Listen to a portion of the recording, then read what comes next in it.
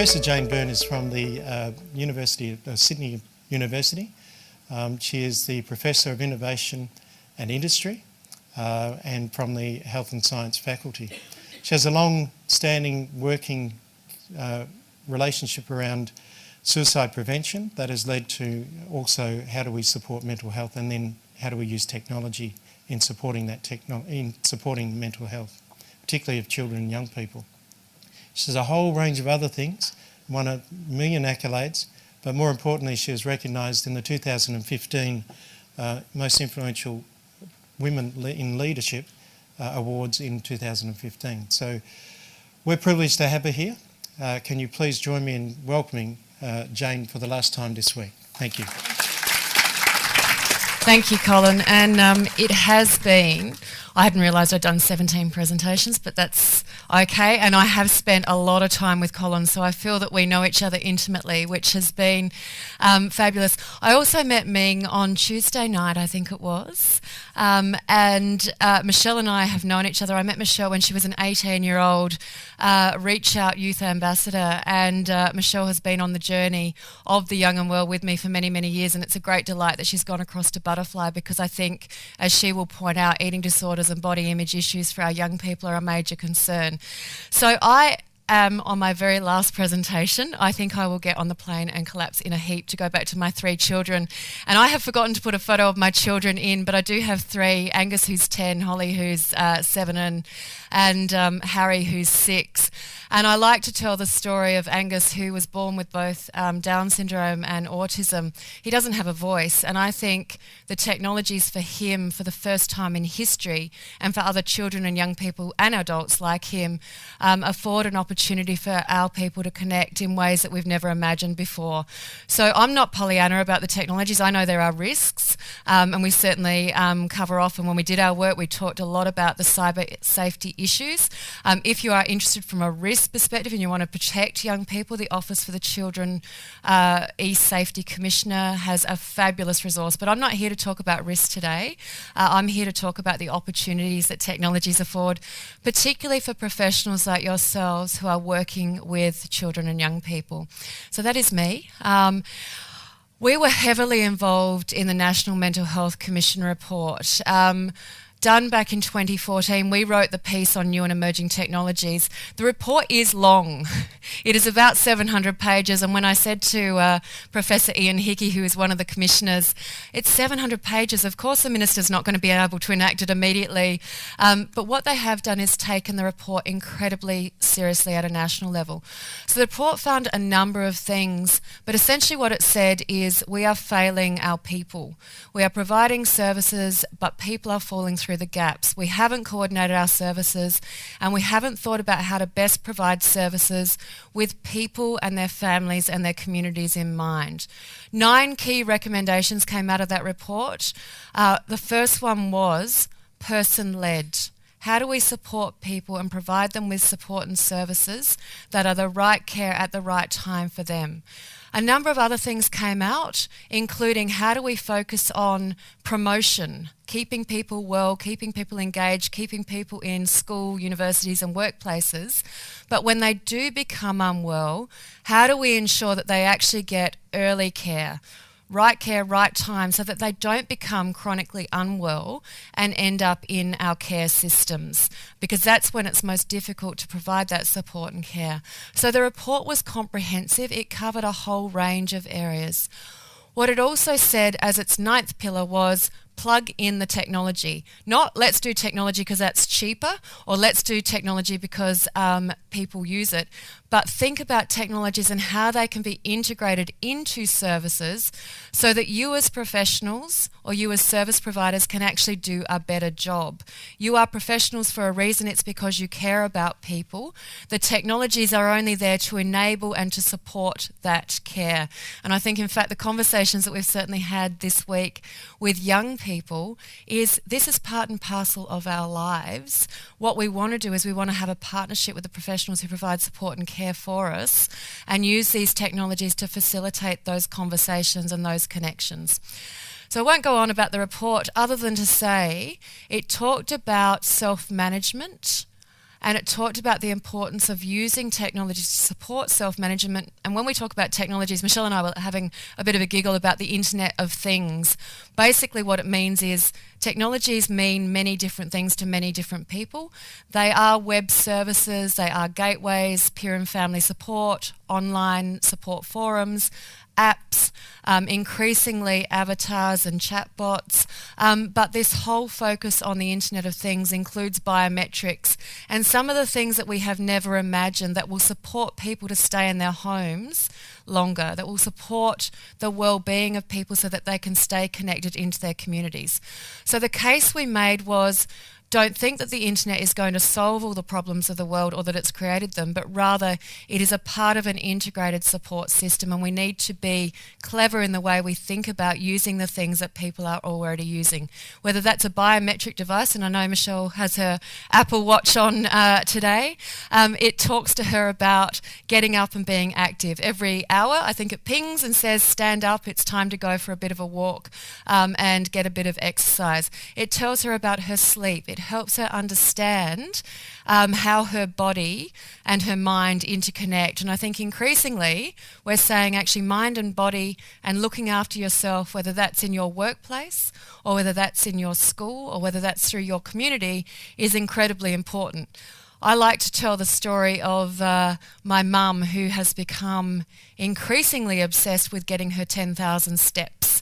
She's got a Fitbit and she is now obsessed with getting out and getting active, and it's a good thing for her. She retired, she was a bit lost, she now gets out and she gets active. I did a talk with Hester, and Hester, which is an insurer, they gave me a Fitbit. Now it wasn't the quality of mum's Fitbit, and I make the point of telling her yours is a very important Fitbit, it's the state of the art. It was a purple Fitbit that had a little screen that shows the number of steps. Now, because Holly and Harry, even though they are not twins, 6 and 7, they think they're twins, they love purple, so they like to dress up together in their purple clothes. Anyway, they were obsessed with the Fitbit, so they then started having a competition with Grandma, because they're little kids, about who could get the most steps and who could be the most active and who could get out. And so Grandma and grandchildren were having a conversation, not about the Fitbit, but about exercise and about getting out and about getting active and about being out in the sunshine. And so Grandma then started taking them to the park, and anyway, the competition went on, and I think Harry won and Grandma was quite upset, but that's not the point of the story. The point of the story is, it's not about the technologies, it's about the conversations that enhance how you might use a technology to support something that you are trying to achieve. For Grandma and the grandchildren, it was about exercise and sleep. For others, it'll be a whole host of different conversations. Despite our best efforts, and I started my career over 20 years ago in suicide prevention and then joined Professor Ian Hickey at Beyond Blue when it started back in 2000, have been involved in Headspace in a whole host of different organisations. When we started the Young and Well CRC, 75 plus organisations. Despite our best efforts and our best work and our best intentions, we have not shifted the suicide rate. And in fact, latest stats coming out indicate that we are going backwards. Western Australia's suicide rate has increased by 36%. That is consistent across the whole country. So the challenge, I think, for those who are brave enough is to say, what are we doing that is not working? What can we stop doing, and how can we start thinking about doing things differently? Because doing the same thing continually is not helping the challenge. And that's particularly confronting, and I think today we had a conversation about young people and young people's honesty. The honesty of young people and the way in which they ask questions, the way in which they say to you, actually that doesn't work, or why would you do that, or someone actually said that was a dumb idea, I think, the other day. And it was a dumb idea. It was about, I can't keep a record of our interactions on the phone. And Lily said, well, why don't you just take a photo of it? And everyone went, oh, yeah, of course, that's a smart thing to do. So what's been interesting, I think, is the challenge that young people present to us and the conversations they have, which is actually a good thing. So I'm going to talk a little bit about the work of the Young and Well CRC and how we embedded young people into every single design element of the work that we did for exactly that reason. Young people understand technologies. They know how to use them. They know what is going on for them, and they know how to have a conversation about it. Whether they're using them for good or whether they're actually putting themselves at risk, those conversations are important. And I think, again, the other day we had a conversation about risk and not being a protector, because young people need to take risks to understand how they can learn from them. You obviously want young people to be safe and supportive, and in fact that was the name of our first program, Safe and Supportive, but you don't want to just cocoon them and protect them, because they will never learn from that. So when we went to bid, we made the strong case that this was a social rationale for why the government would fund us. Increasingly though, and for anyone who works in industry, it is also an economic rationale. Bottom line, productivity, effectiveness creates poor outcomes for workplaces. But our argument back when we went to bid was 75% of mental illness emerges before the age of 25. I feel like I'm teaching you to suck eggs. Obviously, you guys all know this, but this is the case we made to government. Despite our best efforts, 80% of young men, 70% of young women are still not seeking support and care. And again, that came out in the conversation that we had today about some of the challenges in the Kimberley. These are not young people who are in service. So we need to think differently about how we engage young people in the environments in which they spend time. And back in 2010, we made the case that 99% of young people are online daily. That has not changed. Despite whether you like it or not, young people are using technologies, and they are using them in different ways. When we went to bid, we thought an app was amazing. We had an app that tracked mood and monitored medication. We thought that was the best thing ever, and that was going to change the problems of the world. Since then, there was a proliferation of apps. There's literally thousands of them, and so we started to think differently about how we might use the technologies in a combination of ways. So I'll keep going quickly because I know time is of the essence. 75 partners. CRCs are set up to do something that is bigger than the sum of one organisation alone. It is set up to say, what are the strengths of your organisation and what are the strengths of your organisations, and how do we bring that together to solve a big issue? So we had 75 partners. For my sins, 19 universities, and for those of you from the university sector, you know that that was a big undertaking. Partners who were big NGOs, but also small enterprises, young people who'd set up their companies because they cared about an issue that mattered for them. We worked in partnership with young people, and I'll explain what that means, because it is a partnership. It's not young people as participants in research. It's not young people on advisory committees. It's young people as partners shaping every single step of the way, the research, the policies, the practices, and the way the organisation worked. I think we actually brought our young people together before we even had furniture. It was about exploring new technologies. And back in 2010, cyber safety was an incredibly big issue. So we focused on cyber safety, we also focused on well-being, but it was all about the strengths and the capacity of young people to flourish and thrive in the face of adversity. And it was a part, and I like this bit because it's always my favourite bit, it wasn't funded by the Department of Health, it wasn't funded by the Department of Education, it was funded by the Department of Innovation. Because if we're really going to shift this, we need to think about what it means to innovate in this space, which can be frightening and scary, as we found in the 5-year legacy of the work. We wanted to do great high quality research because that's important about measuring impact, but we also wanted to do it so that it was a benefit to the partners in the CRC. Those that were creating services, those that were creating products, those that were trying to shape and change the way they did their work. And we were also interested in what it meant to take it to practice, to policy. How do you actually do this work and inform policy so that policymakers can make smart decisions? And I think part of it has really driven the mental health reform agenda and the importance of putting technologies into communities. It is fair to say, though, doing technology well is tough. And for anyone who's run a technology project, who's brought it in under budget?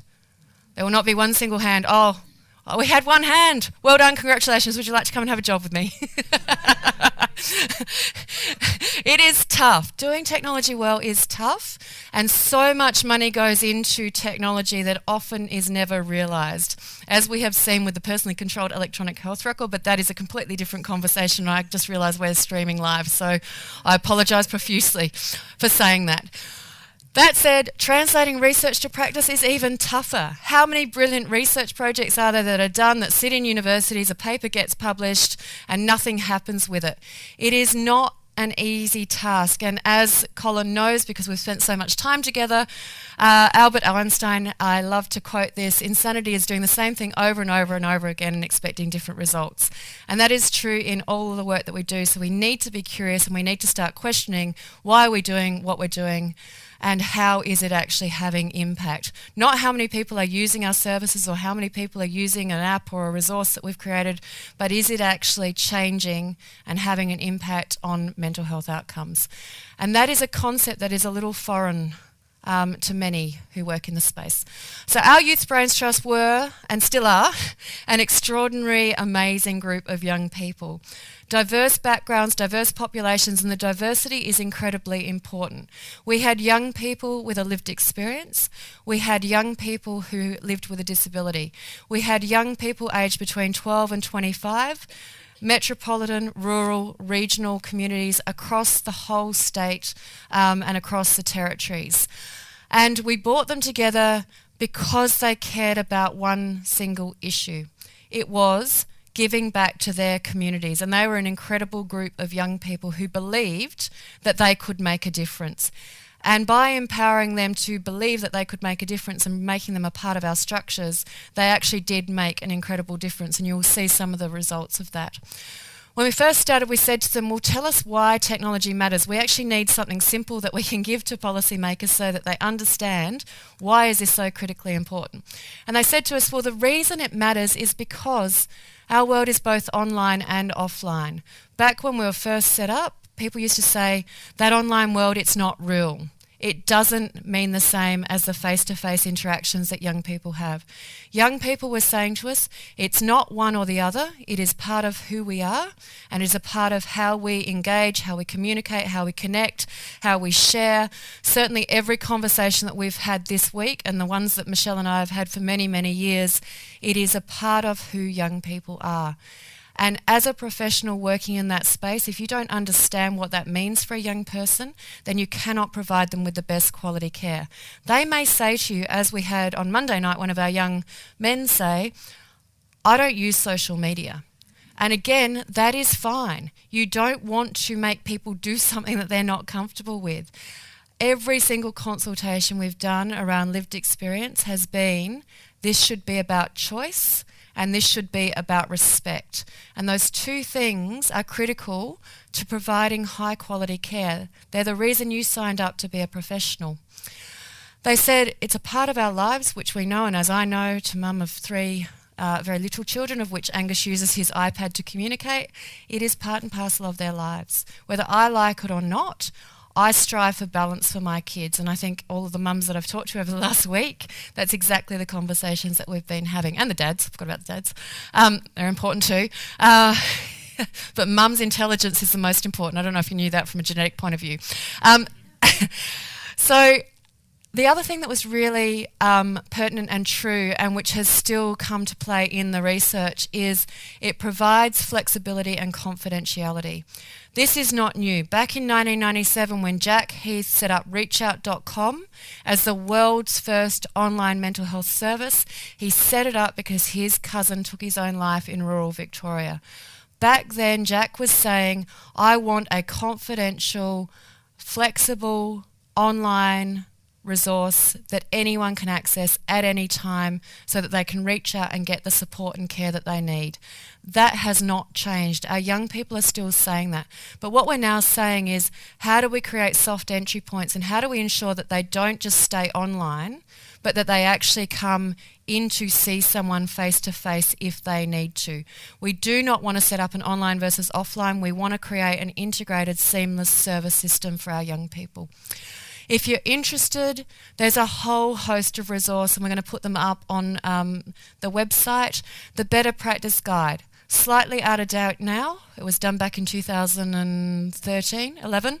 Slightly out of date, but many of the examples in it provide, what if I want to set up a social network page? What if I want to do a peer-to-peer support forum? So it gives you some practical advice around how to do that for your organisation. The role of social media in suicide. Joe Robinson from Origin did a lot of collating of the research, talking to young people, brought that together, and I think you'll talk about this today as well. What it means to actually use social media in a positive way, but how to also use it to make sure that you protect young people. Michelle will talk about some of the risks associated on the negative side of social media. It is about young people as partners in research, and it is about making sure that you don't get stuck in a research cycle that doesn't keep pace with the way in which technologies move. So we talk about it as a rapid cycle of understanding and getting rid of the things that don't work and continuing to evolve the things that do work. And I am now at the stage where I'm about to show you some of the products that are of use to your organisation. So for those of you who are not convinced that young people should be at the centre of all of the work that you do and that they should shape your services, this is just a nice example from one of our PhD students, and we had 27 PhDs. This was Sal Bradford, and Sal was really interested in how she could better support Headspace to provide quality care to the young people that the clinicians were working with. She worked with Deb Rickwood. Many of you will know Deb Rickwood's work. Deb is a professor from the University of Canberra, but also the Director of Research for Headspace. Sal simply said, we know that clinicians at the moment are relying on a HEADS assessment that young people have to fill in. It's a pencil and paper survey, and it's designed to ensure that young people feel more comfortable having a conversation with clinicians. It starts with the premise of talking about home and education and environments, and then moves into some of the more complex issues such as alcohol and drug, anxiety, depression, sexuality, suicidal ideation and suicide. All Sal wanted to do was to put it onto an iPad. She didn't want to change it. She didn't want to change it at all. Young people said, that's a brilliant idea. We would love to be involved in designing it. And you can see the design elements of it. It was simple. It was easy. It took them about 15 minutes to fill in. Professionals, and this is not a criticism of professionals, so don't take it as a criticism. Professionals said, we're really nervous about this. It's going to take away from our therapeutic relationship. It will mean that we cannot have the ongoing conversation, the dialogue about what's going on. So Sal said, and Deb said, well, why don't we test it? And so she did. Nice trial within Headspace. Headspace supported it. And what she found was this. Young people disclosed 9 to 10 times more just from putting it onto an iPad. And I know it sounds ridiculous to say, but that is the result. 9 to 10 times greater disclosure just from putting it onto an iPad. Rather than it taking them an hour to fill in, it took them 15 minutes because the iPad meant that they could simply flick through. They use the visual prompts, so it's good for low literacy. So 15 minutes in the wait room before they come in to see the clinician. The clinician didn't have to then wade through the pencil and paper and look at it and score it and work out what was going on. In real time on the iPad, it was then mirrored onto their computer, or they sat with the young person and they looked at it. They could immediately then have a conversation about what was going on. It looks like sexuality is an issue for you. It looks like suicidal thinking is something that's a problem. It looks like you have anxiety, depression, and drug and alcohol problems. It started not as I've done this survey and now look at it and how do we make sense of it. It was immediately, we are going to put into action some resources, some tools for you. If it looked like young people, the only thing that was going on for them was that they were anxious, it meant the clinician could say, actually, there's some great online resources, there's some great apps. Let's see if we can use them to support you right now to see whether you actually have to continue to come back in and see me, because we know that self-management of anxiety is probably one of the simpler things that we can do without having to have ongoing clinical support.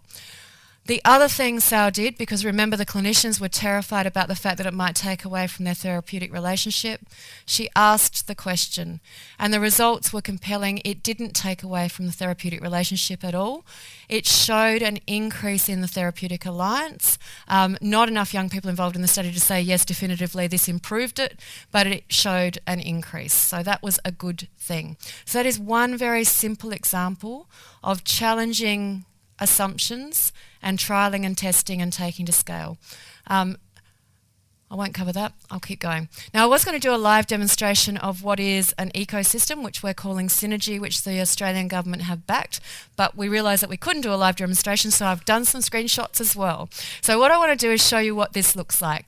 So I've talked about well-being, and I've talked about clinical, and we've talked about help seeking. And what we said is, how do we create an ecosystem that starts with the premise that we want everyone to be well? So we want people to be able to manage the stresses in their life so that they can stay well and they can stay engaged with school, with university and with work. We also want to make sure that if they are seeking help, it's not because they've recognised the signs and symptoms, it's because the system, through the use of the data, has said, actually, it looks like, Michelle, you are not sleeping well, it looks like you're not getting out and being active, and therefore we think you may not be doing so well. We then want to move you across to determine, does this person need support? And what does that support look like? Is it online, through an online clinical support system? Or do they actually need to come into a service and get care because they're actually not doing so well? So the idea being wellness, help seeking, clinical support online and face-to-face, with the technologies backing it up the whole time with real data that the person owns themselves. Michelle owns her data on her Apple Watch.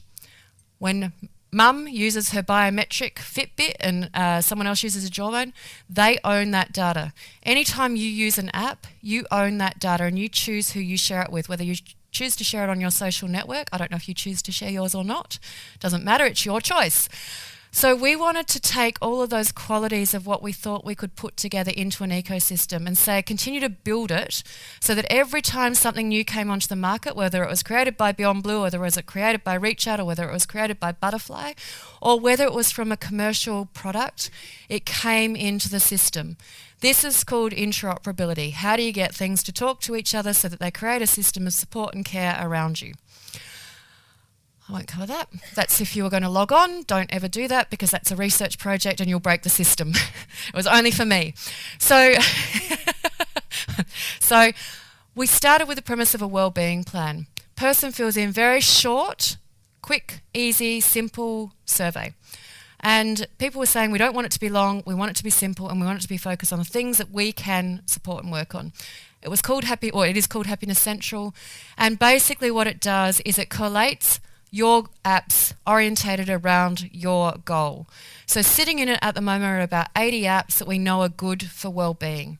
They are rated on quality and they are rated based on, do they have an evidence base behind them and do people like them? Because there are many, many apps out there that have been created by people who are very smart and within universities, but when they go to the stage of getting young people to use them, young people don't like them. They're boring, they're too long, they're not engaging. So there's no point in creating a great evidence-based app if someone's not going to use it. There's also a heap of apps out there that are engaging, interesting and compelling, not particularly good for your mental health. So we didn't want any of those in there either. So we had these two ratings, which, as you can see, I wanted to build up my confidence and overcome shyness because I am clearly a very shy person. So this one said to me, all right, if you're shy and you want to build your confidence, there's a beat bullying app. There's Goalsy, which helps you set goals and play games and engage with your community. There's Mood Kit, which is based on the principles of cognitive behavioural therapy. So it is tailored to you because it's not a one-size-fits-all, and the app that works for you is not the app that will work for you. You look like you need recharge or you need to stand up and do some... Does everyone want to stand up and just get a bit of a fresh air? If you guys stand, I'll keep talking. Yeah? Get some fresh air. We also said we want it to be about choice of support. So if young people are in immediate danger, we want to promote that there is Lifeline and there is 000. But if they don't want that, we want to ask them, well, what is it that you want to work on? Reach Out Next Step is available for you to use right now. You can access it, you can recommend it to young people. It basically brings together 13 organisations, and behind it sits a really smart algorithm that directs young people into right care, right time based on their answers to the questions. Now, they tested this and tested it and tested it and took it back to young people constantly. What would you like to work on first? I'm feeling stressed and anxious. I'm thinking about ending my life. I've been through something really traumatic. And so if I choose that, then it says to me, well, how much has it affected you? Because if it hasn't affected you, say it's bullying and it hasn't affected me, then you don't need to prioritise it. But if it's affected you, then it then says, okay, well, what do we do? Here are some practical tips, here are some stats, here are some stories, but importantly, here are the choice of your support tools. Now, we know from Help Negation Effect and all of the work that we've done around young men, they want choice. If you say to them, you must go and see the doctor, and they're not ready to go and see the doctor and they're not ready to talk about what's going on for them, then they're not going to go and see the doctor. So we gave them choice. Online chat. There's many online chat resources now. SANE have about 13 or 14 that they are supporting. Face-to-face services. It's geospatially mapped, so it tells you what it is in your region that is available for you. Apps and tools, info and self-help. So they are the 4 key areas that young people said, what are the support options for me? How am I going for time, Colin? Okay, good. So the other thing that young people said, and Lily as our great example, why don't you just take a photo of it, was they said, actually there are times when I don't want to share my data and I'm not comfortable in that, and my journey is my journey and I'll make a decision about when I do want to share my data. But I do want to actually be able to download my options of support. Some people want to print them. Most young people don't want to print them. Most young people want to download them so that they've got them available on their phone, on their tablet. And so we said, okay, this is what it looks like for you to download that information so you can continually come back to it if you want to. But remember the premise of constantly being about choice. We also focused on, remember, starting with well-being and happiness, and focused on goals and goals orientation around what are the things that I can manage. Second bit of it was help seeking. The third bit of it was clinical. What does it look like to not take clinical services and just put them into the online environment and create telepsychiatry, because that's going to have the same challenges around resourcing as face-to-face services, but rather what are the smart technologies that we can build into an online clinic that will actually clinically stage a young person. So based on all of the research that's been done by people like Pat McGorry and Jan Scott and Ian Hickey and a whole host of other really smart people, is we're saying let's stop thinking about diagnosis of illness and let's start thinking about the staging of what's happening for a person around their behaviours, their thoughts, their feelings. Yes, the symptoms are important, but the functional impairment is far more important. If a young person is anxious, but they have great family support and they have a great network of friends and they're connected to their schools, then they probably are going to do much better than a young person who starts to experience anxiety who is in out-of-home care. And so we said clinical staging around functional impairment is the critical key to understanding what can be triaged and managed online and what actually requires someone coming in and getting that face-to-face support and care. So the clinical assessment tool, now remember, first bit of it, well-being, short, sharp. Don't want to spend more than 5 to 10 minutes on a survey. Clinical assessment, our clinicians out of Headspace in Camperdown and Campbelltown was saying it takes about 4 hours to do an effective, proper clinical assessment. And then we can start to think about diagnosis. That was our head clinical psychiatrist. She's a Colombian called Lara, and Shane Cross, who heads up the clinical services at Campbelltown. We said, okay, we don't know if this is going to work, but what if we work with young people and do this co-creation, co-design process and explain to them this is not a quick, easy survey. This is a clinical assessment, but you are able to do it on your phone, on your iPad, on your computer at home, and you can carve it up into whatever you want to do. If you don't have the concentration levels to sit on a computer for 45 minutes, we don't care. What we care about is the fact that you can break it into 5-minute snippets or 10-minute snippets or 15-minute snippets. We just want you to do it. So we explained up front, these are young people on the wait list. So we did this as a wait list study. We had 90 young people and we got them to do this online assessment. In real time, this is what they saw on their screen after doing the survey. Took 42 minutes on average. This is what they saw, and if you can't see it, basically what it says is it breaks it down into, yes, signs and symptoms, so self-harming and drug use and the spheres in there and cognitive capacity, but also things like physical health, feeling connected, a whole host of other things. It also then flagged the system. What are the top 3 issues that I need to focus on as the young person? But remember, you've got the clinician in this this conversation. So in real time, this data came through to Lara.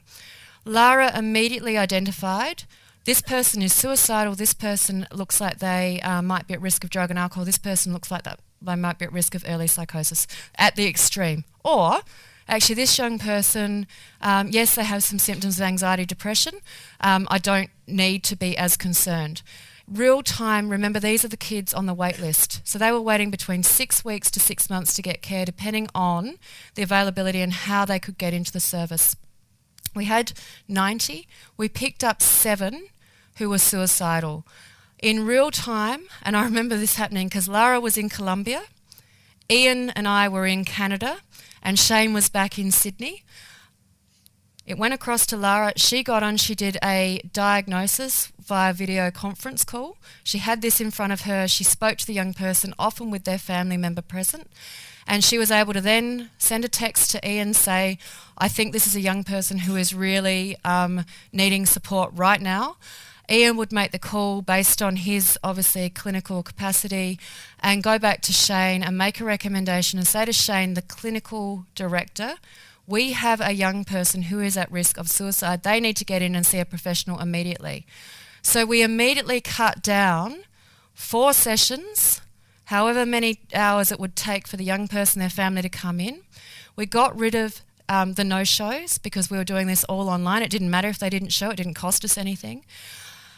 It meant that we could triage appropriately. So for the other 70 plus young people, they were able to be treated in the online clinic. And we didn't prescribe, you need 6, you only get 6 sessions because that's all that you're able to get. We said, looks like you need 2 sessions, or it looks like you can self-manage, or it looks like you need 8 sessions, or it looks like you need 10. Or in fact, actually, you need to come in and see someone immediately. And if we at Headspace can't treat you, then we are going to send you across to a specialised service. And that, to me, is what it means to do stepped care, from wellness to help seeking to clinical staging to ensuring that a person gets face-to-face service. And if that service, like a Headspace, is not appropriate for that young person, don't keep them in that Headspace. Send them across to a drug and alcohol unit or an eating disorders clinic, really thinking about what is the concern and the issue for this young person and using the technologies the whole way through to support their care, including smart algorithms that cut down clinical time. So if you think about the clinician's time, how much time was saved on the assessment, it meant that they could immediately start to provide support and care. Not do an assessment, provide support and care. We were also interested in real-time data feedback. So each time the young person came back in, through the use of the smart technologies, whether they were apps which now collect data or whether it was a biometric, you could track in real time what happened for this young person. So if you were focused on sleep, or you were focused on mindfulness, managing anxiety, or you were focused on getting out and getting active, or you said actually being connected to your community is the most important thing, we can measure in real time what the person has actually done. So you're no longer reliant on self-report. Did you get a good night's sleep? Oh, yes, I did. Or as Michelle keeps saying to me, I had terrible sleep, but my watch is telling me it was excellent. So in real time, if you have said, we want you to make sure that you get out and you're active, and we've given you an app, the Couch to 5K or the Recharge app, and in real time you can see actually this person has not left the house. You know, you can have a conversation about that. It may not necessarily change the behaviour, but you will be able to have the conversation. If you recommend cognitive behavioural therapy, and how many people have had the conversation about diaries and exercises and homework and reframing, there are apps that actually capture whether the person has kept a diary or whether they have managed and used the exercises outlined in cognitive behavioural therapy. Again, it's just a tool. These are not things that will suit everybody. So I'm going to finish now because I know Colin is timekeeper, and he's not very good at it, I'm sure. So I've talked about the up. For those of you who have not seen it, I think most people now have seen how a biometric device works. It gives you real-time data. This is a sleep screen, so it tells you where the light sleep is. If you look at it and you can see that the young person is getting really poor quality sleep, it immediately says you can start to focus on this. It gives you the REM sleep. The PIP is another one. My dear friend Dr. Michael Carr-Gregg uses this in his clinical practice. He has one, I think they cost about $150 now, and he uses it to help people understand these are the physiological responses. You know when people say it's all in your mind, get over it? It actually is all in your mind, and it's related to your body, and you are physiologically responding to stresses. It's what we call our flight-fight response rates. It's why physiologically it helps young people to understand this is not something that's just in your mind. This is actually your body reacting to a stress. Michael uses this, and he marries it up with the Smiling Mind app, which is a mindfulness app. The other ones are Breathe and One Giant Mind. Helps young people understand how they can get their breathing under control, how they can get themselves grounded, how they can start to manage and respond to a stressful situation. Lily, our young woman, no one had told her to do this. She was doing it herself. She was doing it on the train as she was coming into town. She was using an app that was a mindfulness app. She was using grounding techniques. She was self-regulating, self-monitoring and doing it herself. She was smart, but I think if we start to put this into our clinical practice, the apps then become obsolete because people learn how to do it. It becomes a part and parcel of who they are and what they do. Spire's another one. I know you used that for a while, Michelle. Recharge, again, I'll just quickly run through these because I'm out of time. This one's about exercise, designed and created by young men and our sleep clinic out of Brain and Mind Centre. Based around gaming, so I tell this, I think Amanda Third, one of my researchers who used to live in Perth, she was on an international flight. What's the thing you do as soon as you wake up in the morning when the alarm goes off? Press the button, no one wants to get out of bed. The app has built into it star jumps. You have to get up, do star jumps to turn the thing off. You have to hold the thing, you have to do your exercise. Then you go outside and you go for your walk. Amanda's on the plane, international flight. The thing doesn't turn off because it's designed to get you up and out and active and up. She's on the plane doing her star jumps. I'm sure she wasn't popular. I don't know why they didn't kick her off. So the idea is it's personalised to you. We can all say, go to bed at 10 o'clock, get up at 7, get your whatever X number of hours of sleep. We know that that does not happen in real life. So this is tailored to the person and gets them thinking about how they can self-manage, self-monitor. And we know by resetting your sleep patterns, it's good for your mental health, improves your mood. Simple, music escape. I'm going to finish on this one. Music, because this is my favourite. No one ever answers it, and I think I hold out high hope that someone is going to give me an answer. Song that makes you angry. Anything but Bieber. Bieber. Song that makes you happy. Happy Clappy. I don't even know what that song is. Sad. Bridget Jones, All By Myself. Come on, people, work with me on this one. Calm, a song that makes you calm. Enya, I always think of Enya. Anyway, Angry, Rage Against the Machine. Point being, there is no stigma attached to music. It is an easy conversation to have with young people around mood regulation, mood monitoring.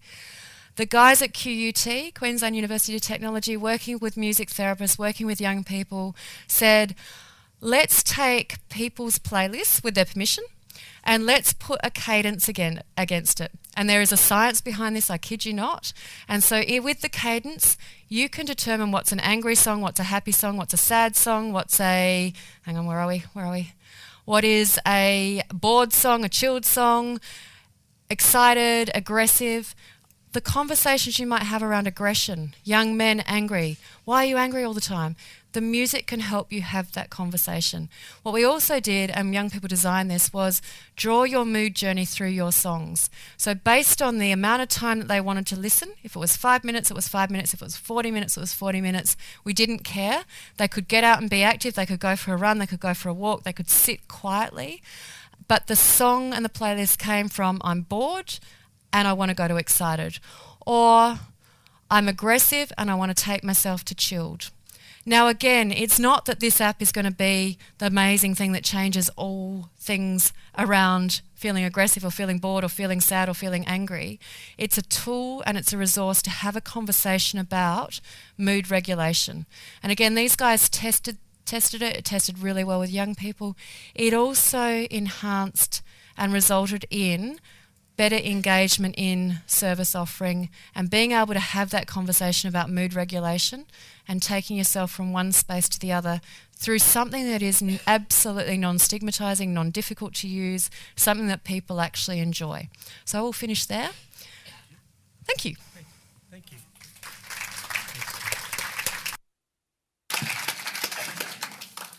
Just flick through these. As you can see, we had a lot more to give you, but time is the enemy in these things. Wasn't she fantastic? And there are so many apps there that are available to us that are free, and it's just a matter of our imagination having a look and seeing what we could do with it. In the meeting this morning with the Directors General and others and senior leaders, they were very excited about the opportunity they might have in positioning their organisations with Jane into the future. So we're quite hopeful that things will start to roll from this point.